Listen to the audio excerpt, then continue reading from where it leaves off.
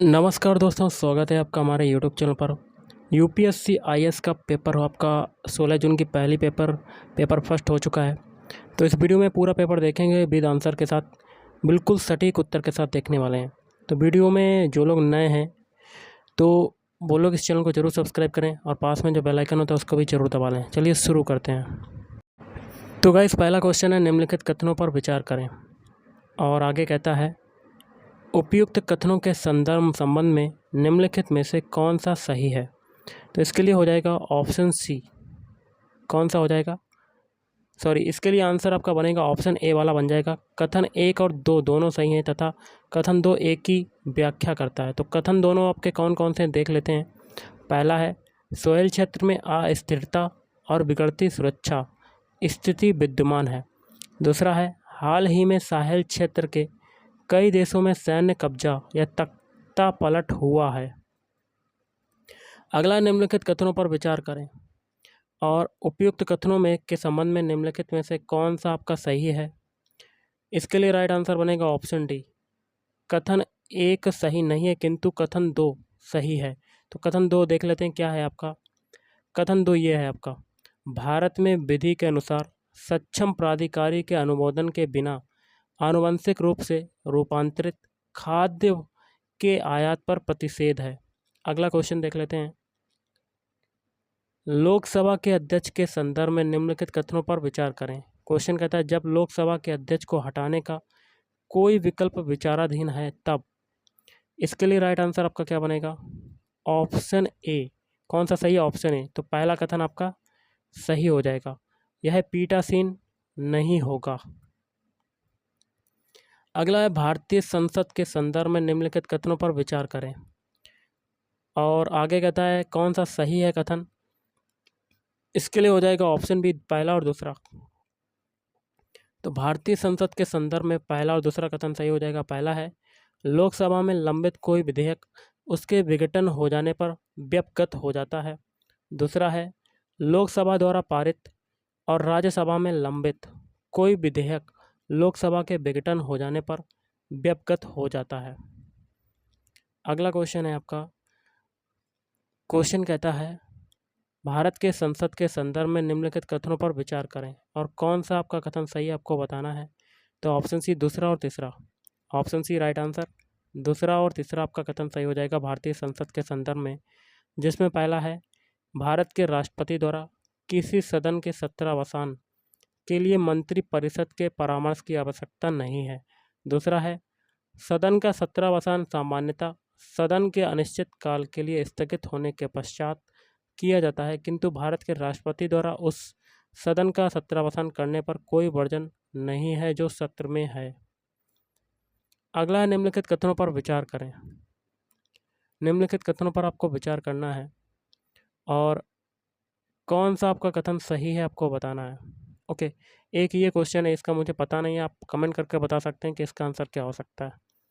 अगला देख लेते हैं, क्वेश्चन क्या है, निम्नलिखित कथनों पर विचार करें। इसमें भी बताना है कि कौन सा उपयुक्त कथनों के संबंध में निम्नलिखित में से कौन सा सही है। ऑप्शन डी आपका राइट आंसर। कथन 1 सही नहीं है किंतु कथन 2 जो है वो सही हो जाएगा। दूसरा कथन क्या है, वेनेजुएला के पास विश्व के सबसे बड़े तेल भंडार हैं, ये आपका सही हो जाएगा। अगला है, डिजिटल इंडिया भूमि अभिलेख आधुनिकीकरण कार्यक्रम के संदर्भ में निम्नलिखित कथनों पर विचार कीजिएगा। और इसमें आपका कौन सा सही है। तो ऑप्शन ए, पहला और दूसरा कथन आपका सही है। तो पहला क्या है, इस योजना को कार्यान्वित करने के लिए केंद्र सरकार 100% वित्त पोषण करती है। दूसरा क्या है, इस योजना के अंतर्गत भू संपत्ति मानचित्र डिजिटलीकृत किए जाते हैं। अगला क्वेश्चन है आपका, क्वेश्चन देखिए, आप पढ़ सकते हैं। इसका मुझे राइट आंसर नहीं पता है, लेकिन आप क्वेश्चन आप पूरा पढ़ सकते हैं और देख सकते हैं। ओके, अगला है आपका, प्रधानमंत्री श्रम योगी मानधन योजना के संदर्भ में निम्नलिखित कथनों पर विचार करें और कौन सा कथन आपका सही है। तो इसके लिए हो जाएगा ऑप्शन डी, पहला दूसरा चौथा। तो प्रधानमंत्री श्रम योगी मानधन योजना के लिए पहला कथन और दूसरा कथन और चौथा कथन सही है। पहला क्या है, इस योजना में नामांकन के लिए प्रवेश आयु वर्ग 21 से 40 वर्ष है। दूसरा है लाभार्थी द्वारा आयु विशिष्ट अंशदान किया जाएगा। और चौथा क्या है, पारिवारिक पेंशन पति अथवा पत्नी और अविवाहित पुत्रियों पर लागू होगी। अगले क्वेश्चन की बात करें, क्या कहता है आपका, नारी शक्ति बंधन अधिनियम के संबंध में निम्नलिखित कथनों पर विचार करें। इसमें देखिए आपका कौन सा कथन सही है, तो ऑप्शन ए राइट आंसर, तीनों कथन आपके सही हो जाएंगे। तो पहला है, ये उपबंध 18वीं लोकसभा से प्रभावी होंगे। और दूसरा, अधिनियम बनने के बाद यह 15 वर्षों के लिए प्रवर्तन में रहेगा। और तीसरा है, इसमें अनुसूचित जातियों के लिए आरक्षित कोटे के भीतर अनुसूचित जातियों की महिलाओं के लिए स्थानों के आरक्षण के उपबंध हैं। अगला है आपका क्वेश्चन, अभ्यास मित्र शक्ति 2023 के संबंध में निम्नलिखित में से कौन से कथन सही हैं। तो इसके लिए राइट आंसर देखिए कौन सा है, कूट का प्रयोग करते हुए सही उत्तर को चुनना है। तो ऑप्शन है, तीनों आपके सही हो जाएंगे स्टार्टिंग के। तो पहला क्या है, यह भारत और बांग्लादेश के मध्य संयुक्त सैन्य अभ्यास था। और दूसरा है, इसका प्रारंभ पुणे में हुआ। तीसरा है, आतंकवाद विरोधी अभियानों के दौरान संयुक्त प्रतिक्रिया इस अभियान का एक लक्ष्य था। अगला क्वेश्चन देख लेते हैं, क्या कहता है आपका, प्रतिषेध रिट उच्चतम न्यायालय या उच्च न्यायालयों द्वारा किसी और किस प्रयोजन से जारी किया गया एक आदेश है। तो ऑप्शन सी, निचली अदालत को किसी मामले में कार्यवाही जारी रखने का प्रतिषेध करने के लिए। अगला, निम्नलिखित कथनों पर विचार करें और उपयुक्त में से कौन सा आपका सही है। तो ऑप्शन बी, दूसरा वाला। तो दूसरा क्या है आपका, किसी राज्य में अनुसूचित जनजाति के रूप में घोषित किसी समुदाय के लिए यह आवश्यक नहीं है कि वे दूसरे राज्य में भी ऐसा हो। ये आपका हो जाएगा। अगला क्वेश्चन देख लेते हैं, क्या कहता है, केंद्रीय बजट या यूनियन बजट के संदर्भ में निम्नलिखित कथनों पर विचार करें। और आगे कहता है कौन सा आपका कथन सही है। तो देखिए इसके लिए राइट आंसर बनेगा ऑप्शन बी, केवल दूसरा वाला। दूसरा क्या है, केंद्रीय यूनियन स्तर पर भारत के राष्ट्रपति की अनुशंसा के बिना अनुदानों की मांग नहीं की जा सकती। अगला है, निम्नलिखित में से कौन द इंडिया वे और वाई भारत मैटर्स पुस्तकों के लेखक हैं। तो ऑप्शन डी, सुब्रमण्यम जयशंकर। निम्नलिखित युग्मों पर विचार करें, एक में देश है, एक में समाचार में रहने का कारण। आगे कहता है निम्नलिखित युग्मों से कौन सा सही सुमेलित है। तो इसके लिए राइट आंसर होगा ऑप्शन बी, केवल 2 युग्म आपके सही हो जाएंगे। कौन कौन से, सूडान वाला। सूडान क्या है, सूडान देश है, ये एशिया की नियमित सेना और अर्धसैनिक बलों के मध्य युद्ध, फिर तुर्की नाटो की अपनी सदस्यता निरस्त कर दी। अगला देख लेते हैं, निम्नलिखित कथनों पर विचार करना है और कौन सा कथन आपका सही है ये बताना है। तो एक ये क्वेश्चन आपका है, देख सकते हैं गाइस। अगला है, निम्नलिखित कथनों पर विचार करें, उपयुक्त कथनों में से कौन सा सही है। तो ऑप्शन ए, केवल एक। पहला क्या है, लाल सागर में किसी भी रूम में बहुत कम वर्षण होता है। अगला है, पर्यावरण संरक्षण एजेंसी ईपीए के अनुसार निम्नलिखित में से कौन सा सल्फर डाइऑक्साइड उत्सर्जनों का सबसे बड़ा स्रोत है। तो इसके लिए हो जाएगा ऑप्शन, इसके लिए राइट आंसर क्या बनेगा। तो इसके लिए देखिए राइट आंसर क्या बनेगा, कमेंट करके बताइएगा कि इसका आंसर क्या बनेगा। ओके, इसके लिए बनेगा केवल एक। 19वें का मैंने ए वाला बता दिया था। अब 20वें का देखिए आपका क्या हो जाएगा, ऑप्शन डी, जीवाश्म ईंधनों का उपयोग करने वाले विद्युत संयंत्र। ये आपका राइट आंसर हो जाएगा। अगला है, दिसंबर 2023 तक भारत सरकार द्वारा कितने परिसीमन आयोग गठित किए गए। तो इसका देखिए मुझे राइट आंसर नहीं पता, लेकिन आप कमेंट बॉक्स में बताइएगा, शायद इसका ऑप्शन बी हो सकता है 2। अगला है, संविधान 71वें संशोधन अधिनियम 1992 के द्वारा निम्नलिखित में से किस भाषा को शामिल करने के लिए संविधान की 8वीं अनुसूची में संशोधन किया गया। कोड के माध्यम से बताना है। तो इसके लिए हो जाएगा ऑप्शन ए, पहला दूसरा तीसरा, कोंकणी मणिपुरी और नेपाली। अगला, निम्नलिखित युग्मों पर विचार करें, एक में दल है, दूसरे में उसके नेता हैं, और उपयुक्त में से कितने सही सुमेलित हैं। तो ऑप्शन बी कि ओनली 2, 2 सही सुमेलित हैं। तो पहला है आपका भारतीय जनसंघ, तो डॉक्टर श्यामा प्रसाद मुखर्जी, और तीसरा है कांग्रेस फॉर डेमोक्रेसी, तो जगजीवन राम। अगला देख लेते हैं क्वेश्चन क्या कहता है। भारत के संविधान के संबंध में निम्नलिखित में से कौन से सही हैं? कोड के माध्यम से कोड का प्रयोग करते हुए उत्तर को चुनना है। तो ऑप्शन डी पहला, दूसरा और तीसरा। पहला क्या है? नगर पालिकाओं की शक्तियां संविधान के भाग 9 का में दी गई हैं। और दूसरा है आपात उपबंध संविधान के भाग 18 में दिए गए हैं। तीसरा है संविधान के संशोधन से संबंधित उपबंध संविधान के भाग 20 में दिए गए हैं। अगला क्वेश्चन देख लेते हैं क्या कहता है। भारत के संविधान के अनुसार निम्नलिखित में से कौन सा कथन सही है? तो ऑप्शन सी अंतर्राज्यीय संघरोध संघ सूची के अधीन एक संघ विषय है।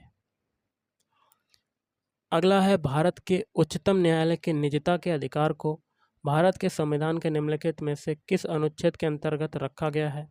तो ऑप्शन डी अनुच्छेद 21 के अंतर्गत रखा गया है। अगला क्वेश्चन देख लेते हैं क्या कहता है आपका। सैन्य कार्य विभाग के प्रमुख के रूप में chief of defence staff CDS के कर्तव्य कौन से हैं? इसके लिए राइट आंसर होगा ऑप्शन डी पहला, तीसरा। पहला क्या है? चीफ ऑफ स्टाफ कमेटी के स्थायी अध्यक्ष, और तीसरा है सभी तीनों सेवाओं ट्राई सर्विस के विषयों पर रक्षा मंत्री के प्रधान सैन्य सलाहकार। अगला क्वेश्चन देख लेते हैं क्या कहता है।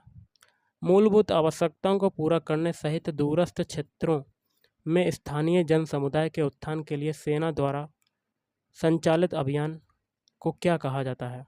तो ऑप्शन सी ऑपरेशन सद्भावना कहा जाता है। अगला है क्वेश्चन देख लेते हैं क्या कहते हैं।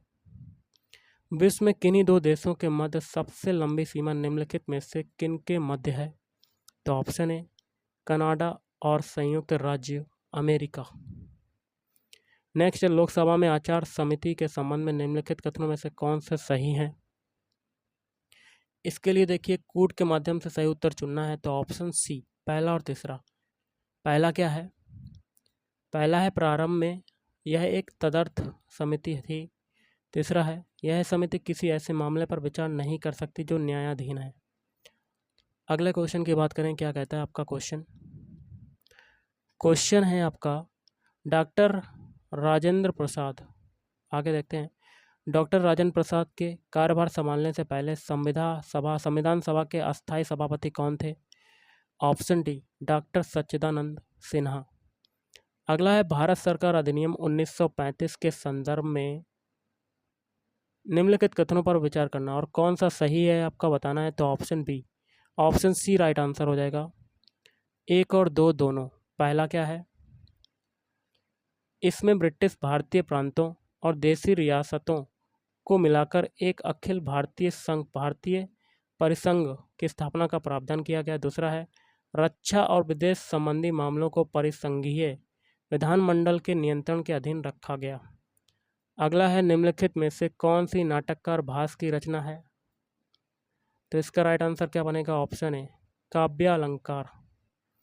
अगला है संघभूति, एक भारतीय बौद्ध भिक्षु जिन्होंने 4वीं शताब्दी ईस्वी के अंत में चीन की यात्रा की।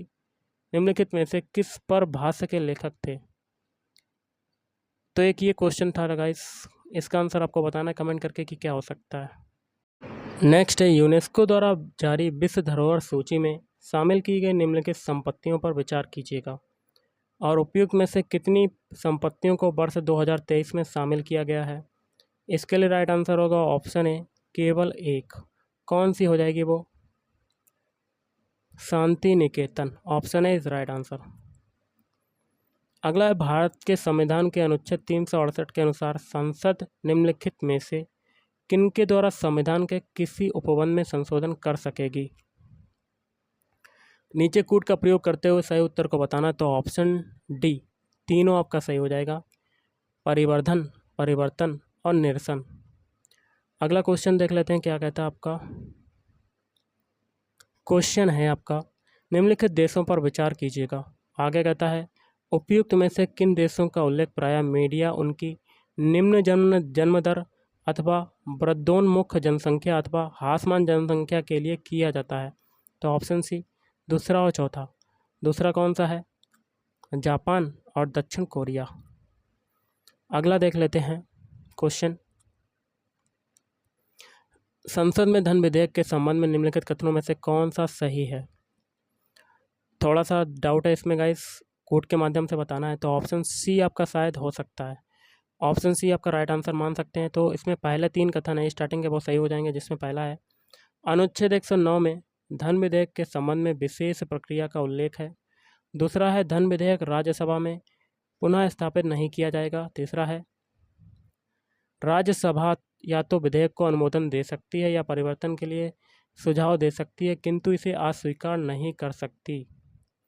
अगला है निम्नलिखित में से कौन सा भारतीय सशस्त्र सेना की तीनों सेवाओं में समकक्ष रैंक के संदर्भ में सही सुमेलित है?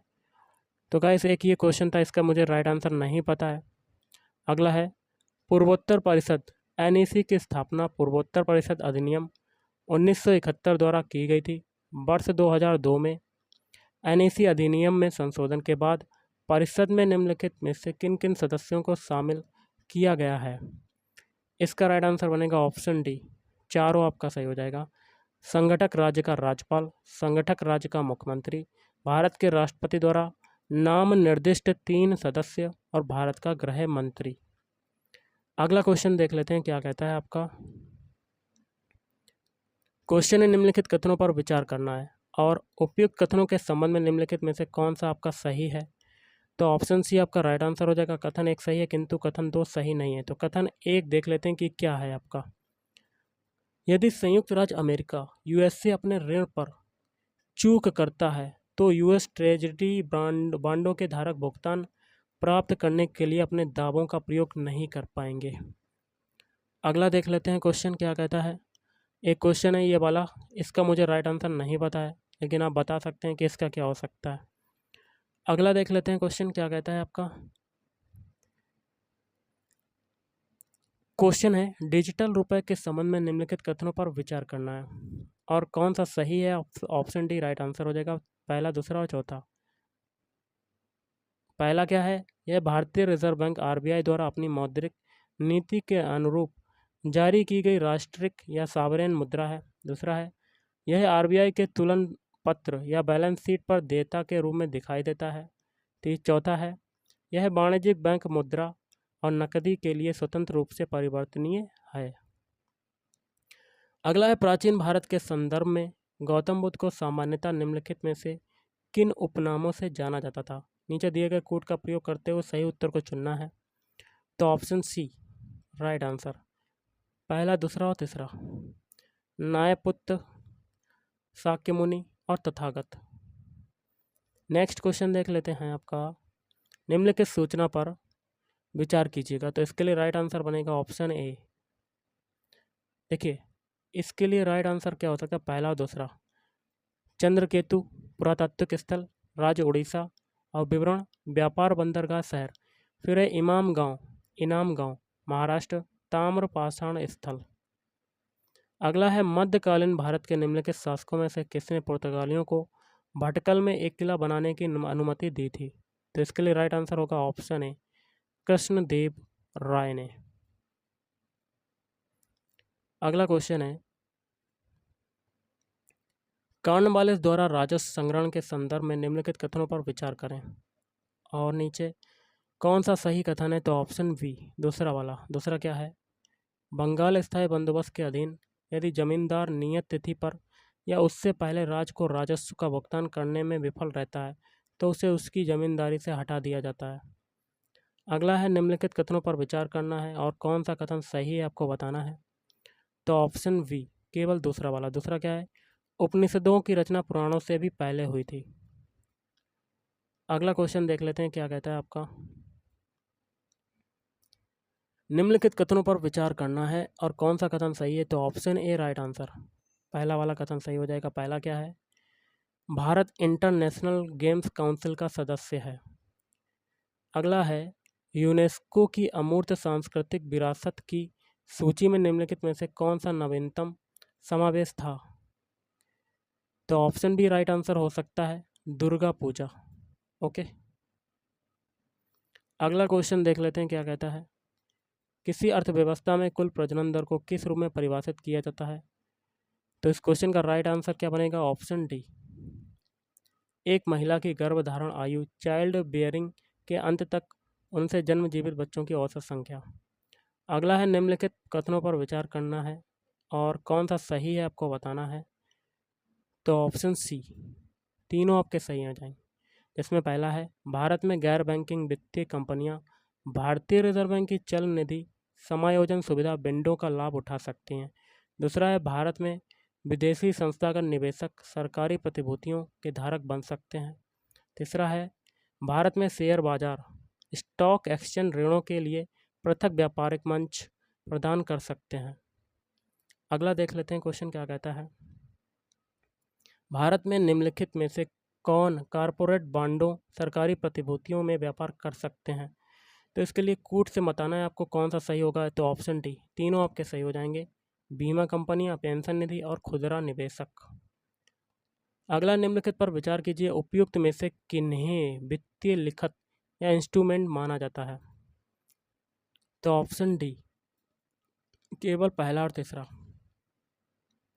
पहला एक्सचेंज ट्रेडेड फंड ETF, फिर मुद्रा की अदला बदली। अगला है आपका क्वेश्चन क्या कहता है।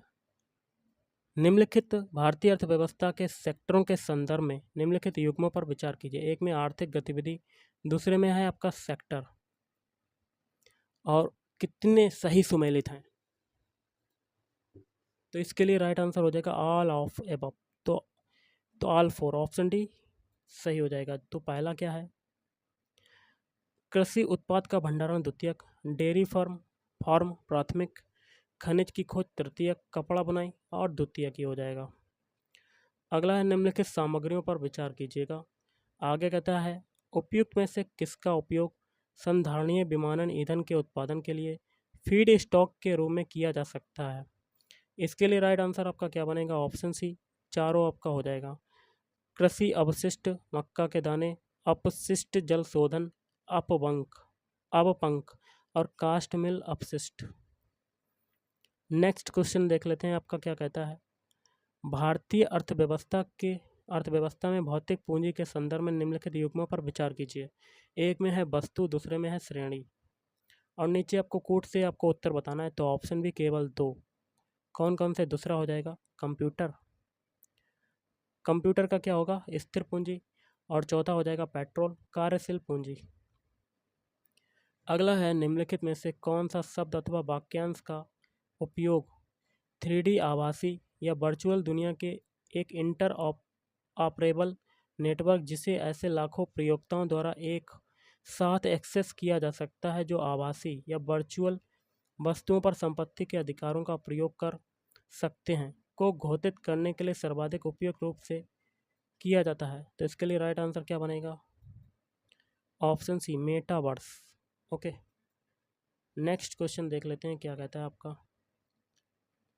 विदेशी बैंकों के साथ व्यवहार करते समय भारतीय रिजर्व बैंक द्वारा अधिरोपित नियम अथवा नियमों के संदर्भ में निम्नलिखित कथनों पर विचार करें और कौन सा आपका सही है? तो ऑप्शन बी, दूसरा वाला। दूसरा क्या है, भारत में पूर्ण स्वामित्व वाले सहायक बैंकों बैंकिंग सब्सिडरियों के लिए बोर्ड सदस्यों के कम से कम 50% भारतीय नागरिक होने चाहिए। अगला है भारत में निगमित सामाजिक उत्तरदायित्व CSR नियमों के संदर्भ में निम्नलिखित कथनों पर विचार करें।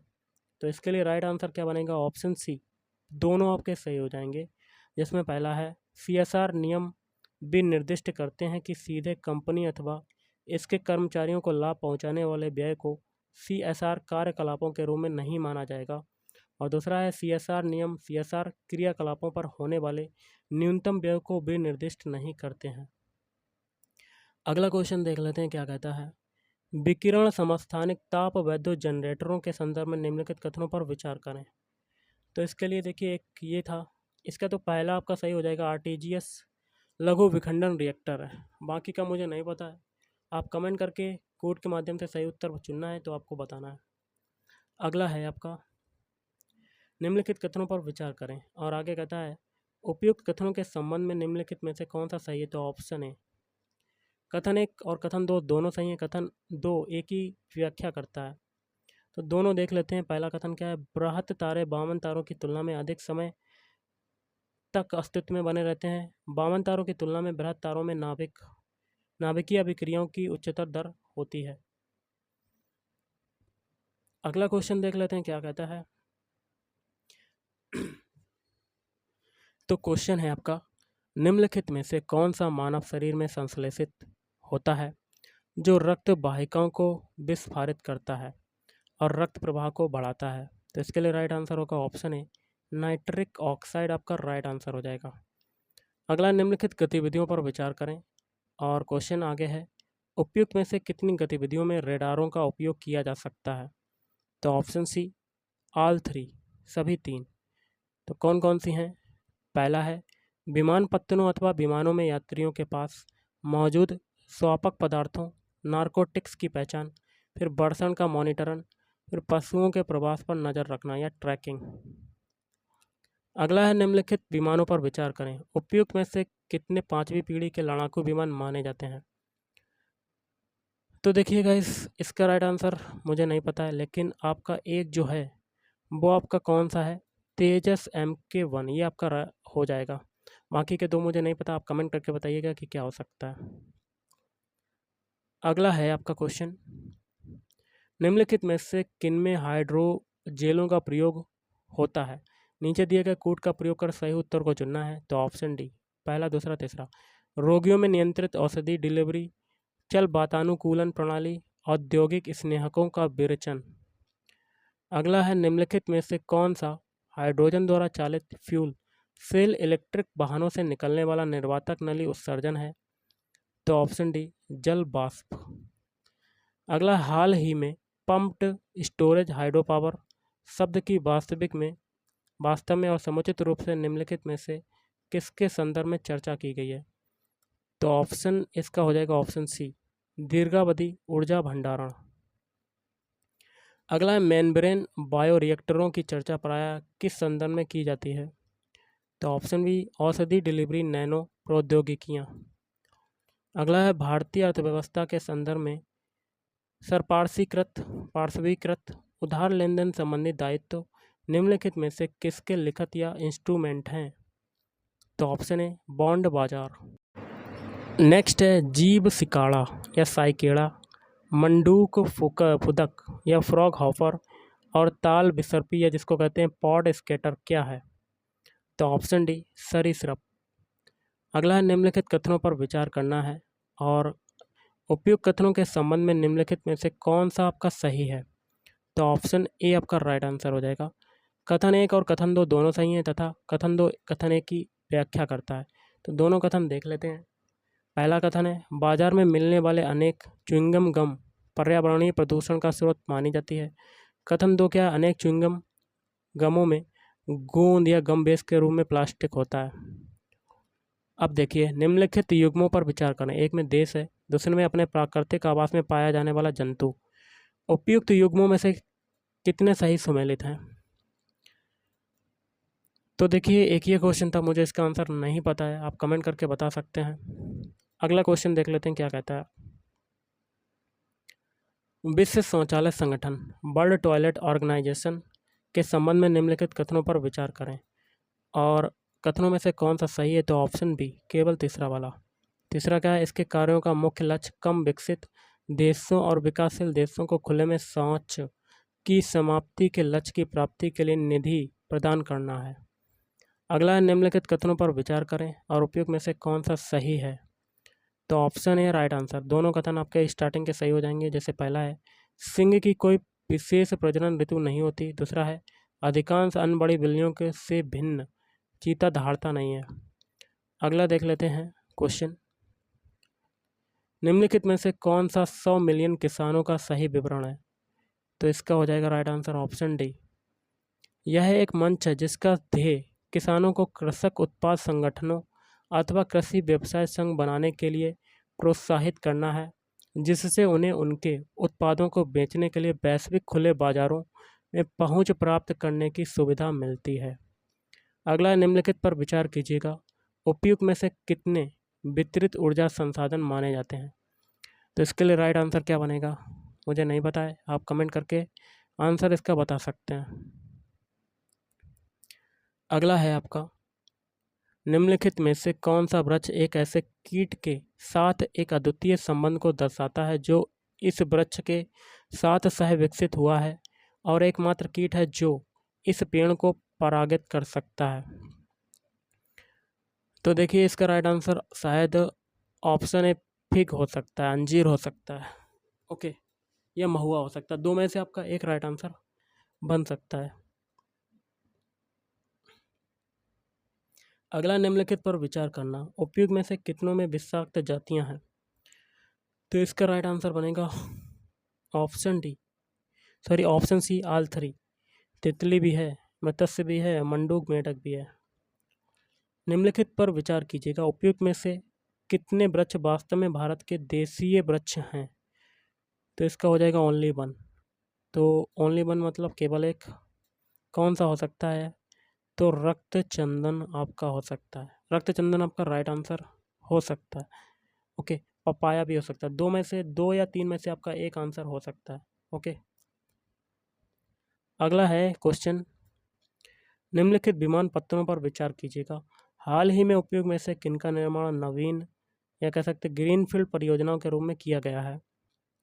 तो एक तो ये वाला हो गया विजयवाड़ा अंतर्राष्ट्रीय विमानपत्तन, और मुझे नहीं पता है कि इसका आंसर और क्या होगा, ओके। अगला है, जलवाष्प के संदर्भ में निम्नलिखित में से कौन सा कथन सही है। तो ऑप्शन है केवल एक, मतलब पहला वाला है, यह एक गैस है जिसकी मात्रा ऊंचाई के साथ घटती है। अगला, निम्नलिखित विवरण पर विचार कीजिए, यह किस प्रकार की जलवायु है नीचे। तो सबसे पहले देखिए कथन क्या है, तापमानों की वार्षिक और दैनिक सीमा निम्न है, वर्ष भर वर्षण होता है, वर्षण में भिन्नता 50 सेंटीमीटर से 250 सेंटीमीटर के मध्य होती है। तो यह किस प्रकार की जलवायु हो जाएगी। तो ऑप्शन ए हो जाएगी राइट आंसर, विषुवतीय जलवायु, ओके। अगला क्वेश्चन देख लेते हैं क्या कहता है आपका,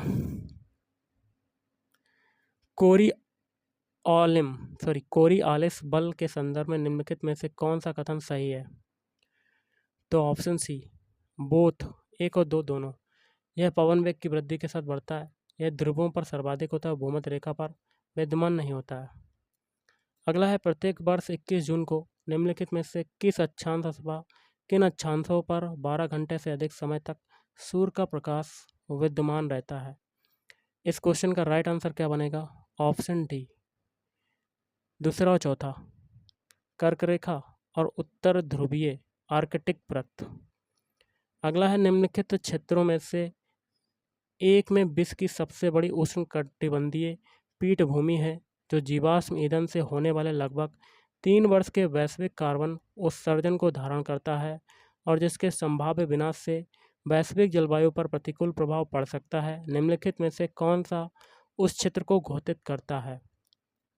तो ऑप्शन है अमेजन बेसिन। अगला क्वेश्चन देख लेते हैं, कई उपभोक्ता उत्पादों के निर्माण के लिए प्रयुक्त होने वाले परफ्लुओरिएल्किल और परफ्लुओरिएल्किल ओरोएल्किल पदार्थों जिसको कहते हैं PFAS के संदर्भ में निम्नलिखित कथनों पर विचार कीजिएगा, कौन सा सही है आपको बताना है। तो ऑप्शन डी, तीनों आपके सही हैं। पहला है, PFAS पेयजल, खाद्य और खाद्य पैकेजिंग सामग्रियों में व्यापक रूप से पाए जाते हैं। दूसरा है, PFAS पर्यावरण में आसानी से निम्नीकृत नहीं होते हैं। तीसरा है, PFAS के लगातार संपर्क के परिणामस्वरूप जंतुओं के शरीर में जैव संचय हो सकता है। अगला, निम्नलिखितों पर विचार कीजिएगा, आगे कहता है उपयुक्त जीवों के कितने प्रकार में परजीवाभ्य प्रजातियां या पैरासीटाइड स्पीसीज पाई जाती हैं। तो इसका क्या हो जाएगा, एक ये क्वेश्चन था, इसका मुझे नहीं पता है, आप कमेंट करके बता सकते हैं कि क्या हो सकता है इसका आंसर। अगला है आपका क्वेश्चन, निम्नलिखित पौधों पर विचार कीजिए, उपयुक्त में से कितने मटर कुल के हैं। तो एक तो ऊपर है कुल्थी हार्स ग्राम, ओके। अगला है, निम्नलिखित कथनों पर विचार कीजिएगा, और इसमें आपका उपयुक्त कथनों में से कौन सा सही है? तो ऑप्शन डी। कथन एक सही नहीं किंतु दो सही है। दूसरा कथन देख लेते हैं। इंडियन फ्लाइंग फॉक्स अन्य जंतुओं का रक्त पीता है। अगला है निम्नलिखित कथनों पर विचार कीजिए और उपयुक्त कथनों के संबंध में निम्नलिखित में से कौन सा सही है? तो ऑप्शन डी। एक सही नहीं है किंतु दूसरा सही है। दूसरा क्या है? वायुमंडल में कार्बन डाइऑक्साइड और ग्रीन हाउस गैसें दीर्घ तरंग विकिरण के अच्छे अवशोषक हैं। अगला निम्नलिखित कथनों पर विचार कीजिएगा और उपयुक्त कथनों के संबंध में निम्नलिखित में से कौन सा सही है? तो एक ही क्वेश्चन था तो इसका हो जाएगा ऑप्शन ए। कथन एक दो दोनों सही हैं तथा कथन एक की सही व्याख्या करता है। तो दोनों कथन देख लेते हैं। भूमध्य रेखा ये इक्वेटर पर क्षोभमंडल की मोटाई ध्रुवों की तुलना में बहुत अधिक है। दूसरा है भूमध्य रेखा इक्वेटर पर प्रबल संवहनी धाराओं द्वारा ऊष्मा को अधिक ऊंचाई तक ले जाया जाता है। अगला क्वेश्चन देख लेते हैं। निम्नलिखित पर विचार कीजिएगा और उपयुक्त में से कितने ज्वालामुखी उद्गारों के उत्पाद हैं? तो ऑप्शन 4 सभी 4। पहला है ज्वलखंडाश्मी या पायरोक्लास्टी मलबा, राख और धूल, नाइट्रोजन यौगिक और सल्फर यौगिक। अगला है जनवरी माह में समतापीय रेखा मानचित्रों से प्राप्त कौन से निष्कर्ष सही हैं? तो एक ये क्वेश्चन था, मुझे इसका आंसर नहीं पता, आप कमेंट करके बता सकते हैं इसका आंसर। अगला है निम्नलिखित में से कौन से देश विश्व के 2 सबसे बड़े कोको उत्पादक के रूप में विख्यात हैं? तो ऑप्शन सी कोटे डी आइवर और घाना। अगला क्वेश्चन है आपका,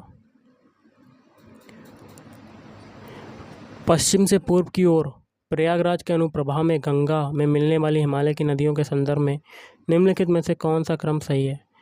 तो इसमें से आपका ऑप्शन सी या ऑप्शन ए में से आपका एक हो सकता है। ओके, ए या सी में से आपका एक राइट हो सकता है।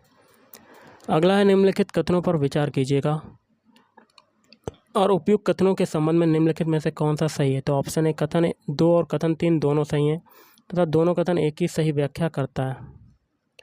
तो वर्षा जल में घोल के कार्बन डाइऑक्साइड विद्यमान होता है, वर्षा जल में वायुमंडलीय ऑक्सीजन विद्यमान होता है। इन दोनों की सही व्याख्या का ऑप्शन ए करता है। चट्टानों के अपक्षय के कारणों में से एक कारण वर्षा है। अगला निम्नलिखित देशों पर विचार कीजिए, उपयुक्त में से कितने देशों की सीमा उत्तरी समुद्र के साथ लगती है? एक ही क्वेश्चन था, आप देख सकते हैं। अगला क्वेश्चन देख लेते हैं क्या कहता है। निम्नलिखित सूचना पर विचार कीजिएगा और उपयुक्त सूचना में कितनी पंक्तियां सही सुमेलित हैं? तो ऑप्शन ए केवल एक। कौन सा हो सकता है? ऑप्शन ए धुआंधार जलप्रपात मालवा नर्मदा नदी। अगला निम्नलिखित सूचना पर विचार कीजिएगा। एक में क्षेत्र, दूसरे में पर्वत श्रृंखला का नाम, दूसरे में पर्वत का प्रकार। तो इसमें से आपका राइट आंसर हो सकता है दक्षिणी अमेरिका एंडीज बलित पर्वत। ये वाला आपका तो है, बाकी मुझे नहीं पता, आप कमेंट करके बताइए कि कौन सा हो सकता है। तो गाइस आज के इस वीडियो में इतना ही। थैंक यू, धन्यवाद।